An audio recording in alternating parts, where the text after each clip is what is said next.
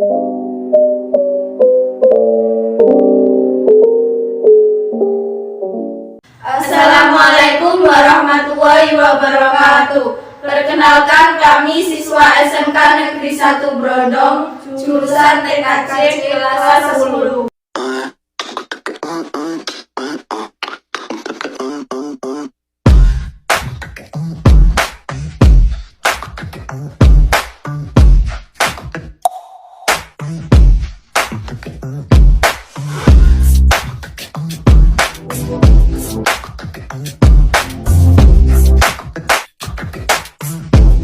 Assalamualaikum warahmatullahi wabarakatuh. Saat ini kami berada di Ravanet. Kami akan mengobservasi usaha milik Bapak Faiz, usaha warnet, untuk menambah pengetahuan kami di dunia usaha atau dunia industri yang di sekitar daerah Lamongan. Apa yang Anda pikirkan ketika mau lulus dari kuliah? Memang ketika kita sedang pada masa-masa akhir sekolah atau kuliah, tentu saja di benak kita adalah bagaimana hidup kita setelah itu, ya. Karena kalau sudah lulus sekolah, lulus kuliah, otomatis kita tidak bisa lagi minta uang orang tua. Ya, solusinya ada dua, kita harus bekerja dengan cara kita melamar ke suatu perusahaan atau ke kantor atau jadi karyawan lah. Yang kedua, pilihan yang kedua adalah kita punya opsi, yaitu kita buka usaha sendiri. Nah, jadi dua opsi ini yang harus kita pilih, atau kita bisa pilih dua-duanya. Kita bekerja di perusahaan atau mungkin di suatu instansi, dan kita bisa juga membuka usaha sendiri di sela-sela waktu kita ketika selesai bekerja di kantor atau di suatu instansi. Itu menurut saya. Apa pendapat Anda tentang bekerja sambil punya usaha? Nah, ini dia. Ya, artinya kita harus siap untuk capek. Ya, ketika kita bekerja, misalkan saya sendiri sebagai guru, saya bekerja di sekolahan. Setelah pulang, saya juga harus melanjutkan pekerjaan saya di usaha saya sendiri. Jadi harus siap untuk capek. Selesai mengajar, di rumah juga masih ada banyak pekerjaan. Hubungan dengan partner ini saya ya kadang harus melakukan desain, karena saya warna juga membuat seperti usaha cetak-cetak stiker ulang tahun, stiker kelahiran, dan lain sebagainya. Jadi ya begitu, setelah pulang kerja lagi. Ya, itu memang sudah sesuatu yang harus saya jalani, dan alhamdulillah sampai sekarang masih bisa diberi kelancaran. Alhamdulillah. Menurut Anda, bagaimana cara siswa seperti kita memiliki karakter mampu bekerja dan bisa punya usaha? Nah, harus ditanamkan sejak dini ya, harus ditanamkan mulai dari sekarang, karena kalian di sekolah, mungkin kalian akan mencari pekerjaan sesuai dengan minat kalian. Ketika kalian jurusan apa kalian sekarang? TKJ. TKJ, betul sekali ya. Kebetulan memang dunia sekarang ini banyak memerlukan orang-orang yang punya keahlian dalam bidang teknologi informasi ya. Kalau kalian memang, saya rasa sudah di jalur yang tepat. Tinggal mulai dari sekarang ya pertanyalah skill kalian ya. Sekarang ya setelah skill, kemudian bagaimana cara kalian untuk bisa berkomunikasi dengan baik. Karena nanti hubungannya adalah dengan customer ya. Kalau kalian punya skill yang baik dan punya keahlian dalam berkomunikasi, saya rasa nanti kalian akan mudah untuk mempunyai usaha sendiri.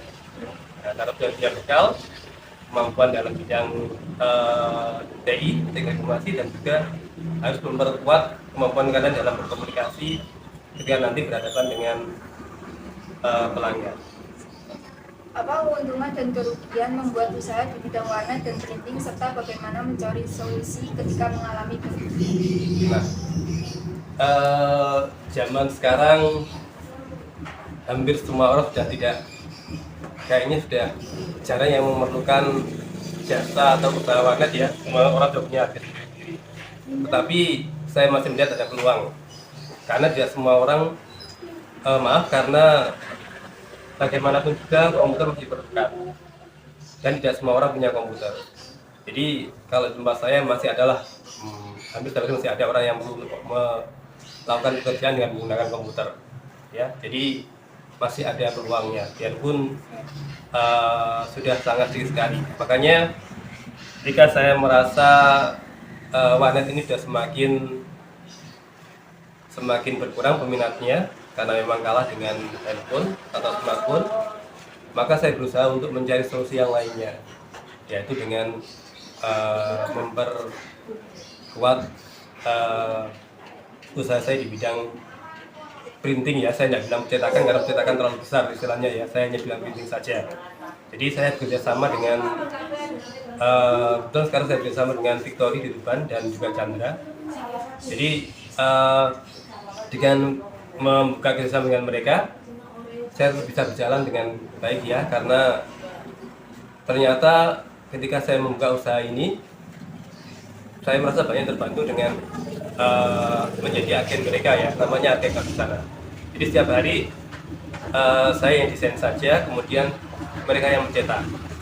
Nah, itu sedikit memberi saya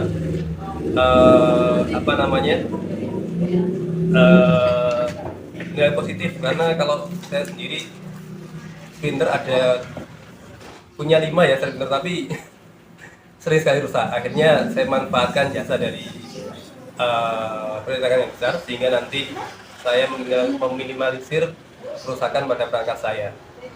Jadi intinya kalau sekarang adalah bagaimana kita menemukan solusi pada masalah yang kita hadapi, terutama kalau saya, ya, modal, ya, karena memang skalanya terlalu kecil.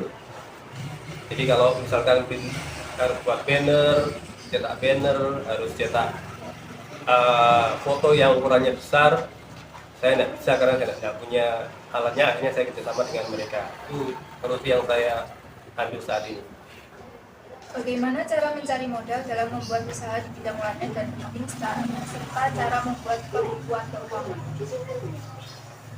Kalau modal, dulu saya memang tidak berdiri sendiri. Awalnya memang patungan. Jadi kalau saya sendiri belum bisa. Dulu saya awalnya berdiri 2008, itu 3 orang. Jadi kita patungan, zaman dahulu, ya. Ya, masih punya celengan sedikit-sedikit, kita patungan bertiga.